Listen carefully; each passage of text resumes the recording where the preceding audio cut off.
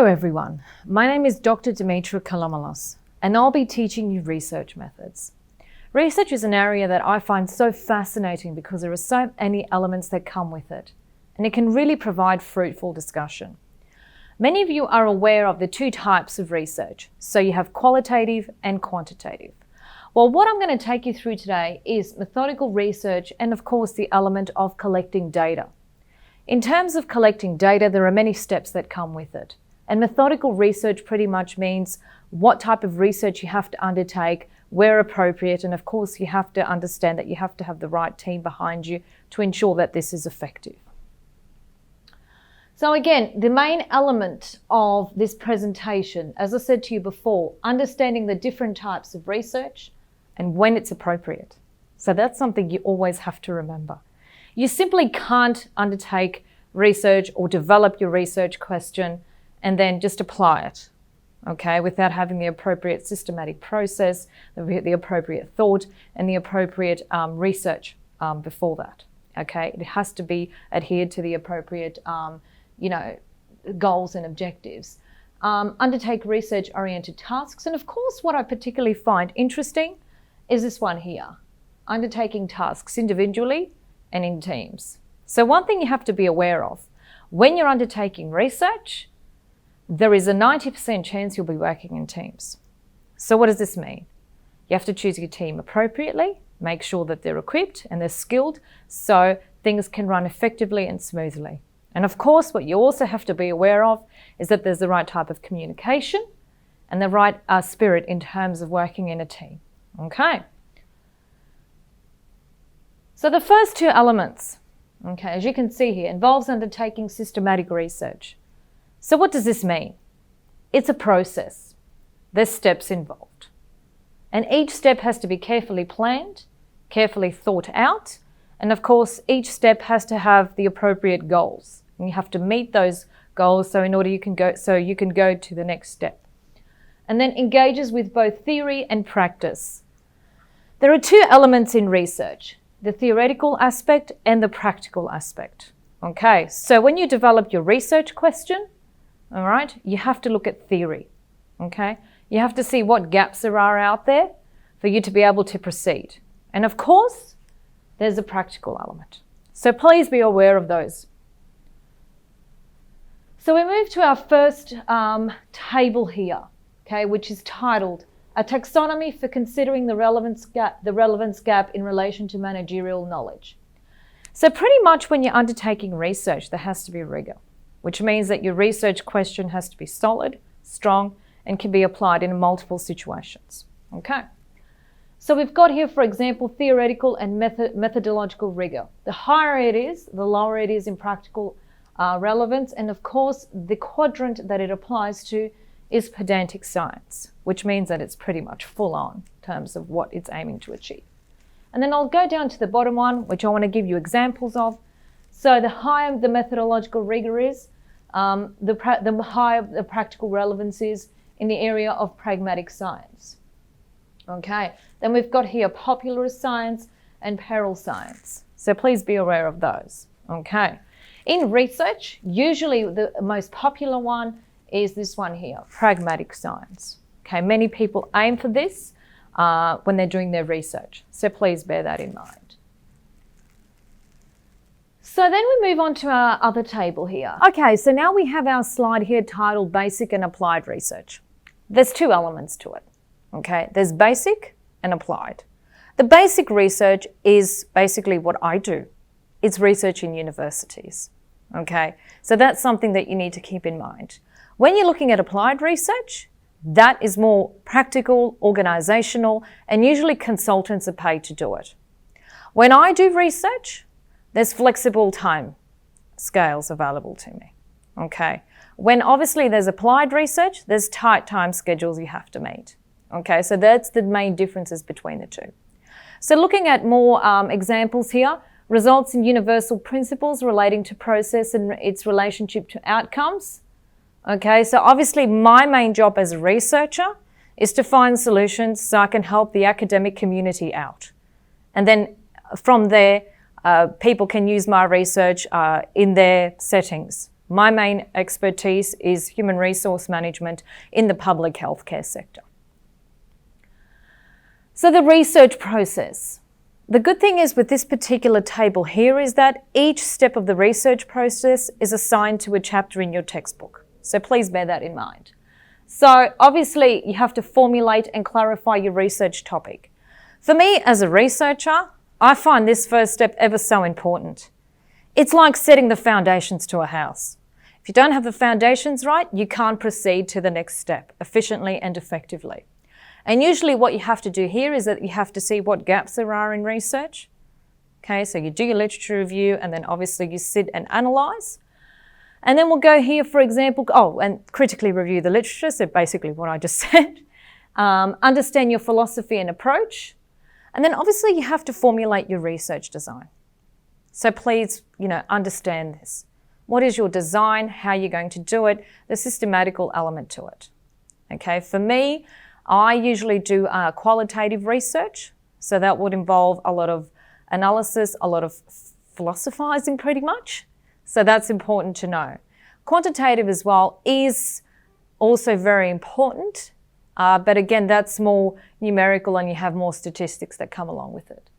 And then, for example, we have here, write your project report, so closer to the end. That's where you write up your findings, you evaluate, and you determine what went right, what went wrong. Because in research, obviously, positives are good, but you have to look at the negatives, so how you can improve better for the next time. What I also like to do as well as a researcher, I always like to keep a note of things. So a diary pretty much. What went right, what steps were involved, who I talked to, how effective communication was in my team, okay, and how could I improve things better for the next time, okay. So you've got here questions you might like to ask yourselves. Why did I make these adjustments? Because what happens usually during research, things don't go right and you have to make adjustments. You have to fix things up. You have to maybe change your research question, the type of approach you're taking, etc. What I also like as well is the second last one. What have I learnt as a researcher? How can I improve? How can I do things better the next time? Okay. So as a researcher, I think that's an important part to the process. Okay, so how you can improve better for the next time. The last one, how will I apply what I have learned from each experience to new situations? Okay, because as researchers, we're constantly learning and constantly improving ourselves, which is ever so important. Then we move here, formulating and clarifying research topic processes. Okay, so obviously I'm just going to mention these to you because the next few slides actually go through them in more detail. So generating and refining research ideas makes use of a variety of techniques. So you have rational thinking, creative thinking. Then we have the Delphi technique and preliminary inquiry, and the final one is integrating the ideas. So attributes of a good research topic. Is it feasible? So is it worth it? Is it strong? Can it prove your point? That is what the research community always looks for. So you start off by asking yourself, is the topic something which you're really fascinated? You have to be passionate about it. If you're not passionate, you're not going to get an effective outcome. So that's what's important to always understand. If you're doing a topic that you're just doing it for the sake of it, then your research won't be effective and you won't enjoy the process. Because let's face it, you have to like what you do, you have to like the steps involved, and of course, it always helps when you like the people that you're working with. Anyway, so moving on. Is the research topic achievable within the available time frame?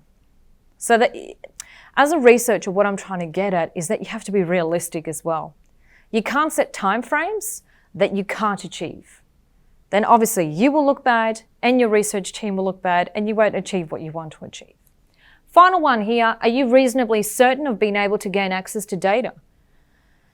If you want to achieve something, if you want to answer a research question and you know data won't be available, then you're pretty much wasting your time. So it's important you do your research, you ask organisations if they'll be able to let you gain access to their databases, etc. So you need consent. If you don't have consent, you don't have access to data, you need to change your research question. You need to maybe even change the area you're researching in. So moving on, attributes of a good research topic. Is it worthwhile? Is it appropriate? Will the research community respond in a positive manner? So does the topic fit the specifications and meet the standards of your institution? Does your topic contain issues that have a clear link to theory? Number one priority, because your theory is your basis. What's out there? What's already been researched? What have people been saying about this specific topic is very important for you to keep in mind. And let's go to another one. Does the topic match your career goals? If you have pretty much a profile of who you are as a researcher and you go into another direction, that does tend to look bad on you. Okay, because you're not having a clearly set, defined profile and you're not saying to your research community who you are and what your main area of research is. Okay, so more frequently used techniques for generating and refining research ideas. So you have rational thinking. If you want to be a good researcher, you have to have a rational mindset. You have to have a realistic mindset. So what you have to keep in mind, what are your strengths and interests? If your strength is quantitative and you're straying into the qualitative area, chances are you won't get an effective outcome. Examining staff research interests. Let's just say I have 5 people that I like, that I'm friends with. Well, that doesn't mean they're going to be my research buddies. Okay. They have to understand what research you're doing and they have to be passionate about it too. Looking at past project titles, discussion, so communication. Something that I said to you at the beginning of the lecture, communicate well. Okay, discuss issues and encourage people, if you're the research leader, to speak up if they feel that they're not doing things well or they're having problems. Scanning the media, so what has been already said about this topic? What have the news been saying? So you've got to really be well prepared so you can do effective research. Then we move over to creative thinking. As we saw in the previous slide, the diary aspect. Okay, this is creative thinking.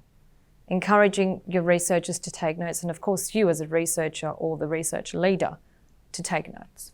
Okay, so moving to our table here, brainstorming. What I usually do when I research with other people, we sit down, have a nice cup of coffee, and then obviously we brainstorm our ideas. Okay, where can we go to? How can we get there? What connections we have, our network, which is a vital thing in research. Networking with people can prove to be a huge advantage. Okay, so let's go to our other table here, table 2.2, examples of research ideas and resulting general focus research questions. What I'll probably go to is the graduate research recruitment via the internet. So obviously you have the whole concept of recruitment over online, okay? Then you'll do your research and then you might come up with to what extent and in what types of context is internet-based recruitment and selection of graduates effective and why. Okay.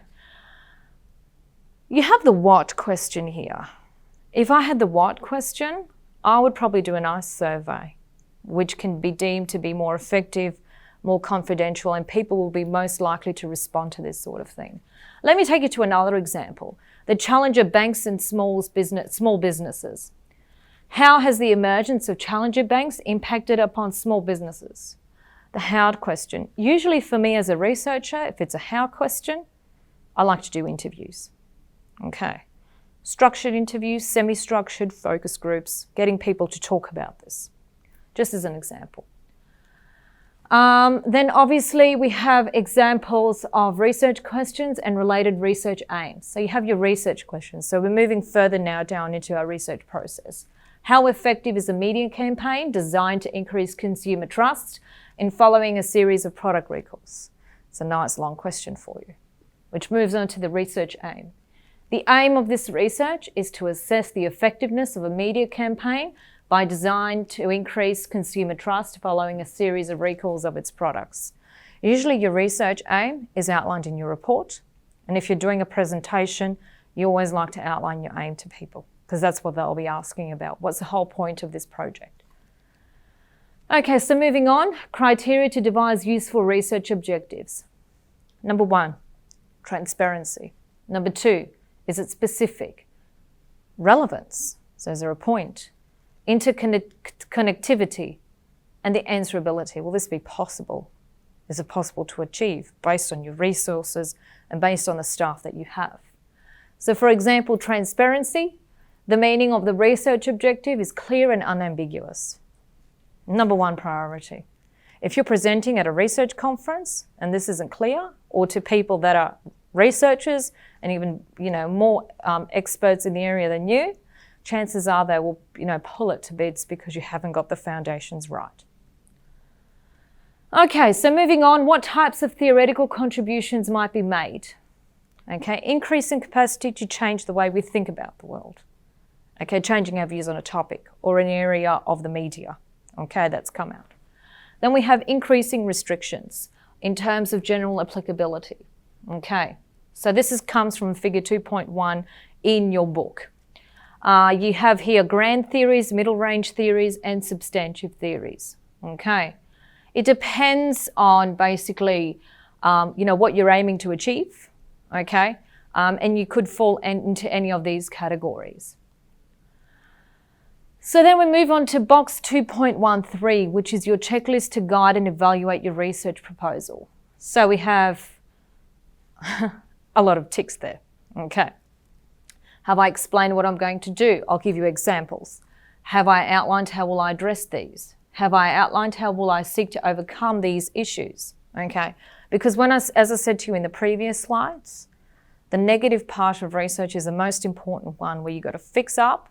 You've got to understand how you will overcome it. And thank you for that. That was the end of Module A. So please remember, research is a vital aspect of our community. There are many advantages and disadvantages. I've given you the basic elements of what is methodical research and how you can collect data. Thank you very much, everyone.